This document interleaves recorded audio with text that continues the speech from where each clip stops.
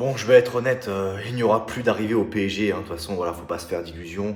Non seulement il n'y aura aucune arrivée, ce qui est une bêtise énorme après ton année incroyable où les joueurs sont cuits physiquement, où ça parle souvent de préparation, où le temps que ça va se faire, les jambes, les joueurs qui vont reprendre le rythme et tout, avec ton tirage au sort de phase de Ligue des Champions qui est incroyable en plus de ça. Donc cette excuse là, tu pourras pas l'utiliser très longtemps.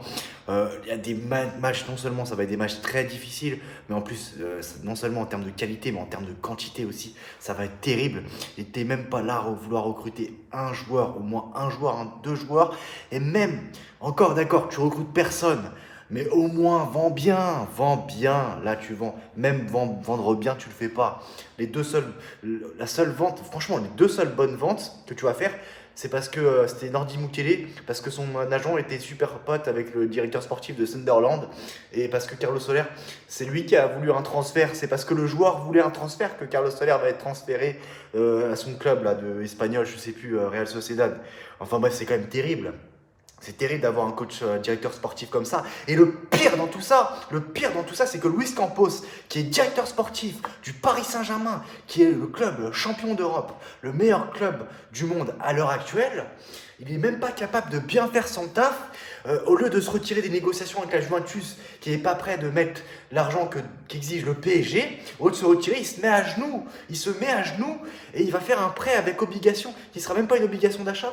Ça va être un prêt sec avec une option d'achat ou sans option d'achat. Ils vont jamais le lever, l'option d'achat. Faut pas se faire d'illusions. Mais c'est jamais vu un mec aussi nul, aussi pourri. Nul Campos, vraiment nul. En plus de ça, j'ai pas oublié le dossier Xavi Simons, hein, où le mec il a mis 30% de bonus ou je sais pas quoi, de pourcentage à revente ou je sais plus quoi. Si RB Leipzig va gagner la Bundesliga ou la Ligue des Champions, et ben ce sera pas demain. Mais c'est quoi ça? On n'est pas sur FIFA, FC, machin. Non, mais vraiment, Luis Campos, c'est complètement ridicule. Comme si que le RB Leipzig va gagner la Bundesliga. Non, mais ce mec-là, je sais pas comment vous pouvez le considérer comme un truc. Si heureusement qu'il y avait grâce à Luis Enrique, si le PSG a gagné des champions. Voilà, moi je vous le dis. Lui, je veux dire, il essaye de gratter un peu, il essaye de prendre la lumière. Et en plus, aujourd'hui, le PSG galère avec son mercato parce que c'est les joueurs que tu veux te débarrasser, c'est les joueurs que lui a fait venir. Lui a fait venir. Son incompétence, tu le payes encore aujourd'hui.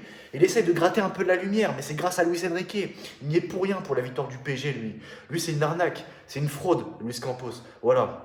Donc voilà, faut dire les vérités, faut dire les termes d'un moment. Et si vous n'êtes pas d'accord, bah venez m'insulter en commentaire, je vous emmerde aussi. Allez.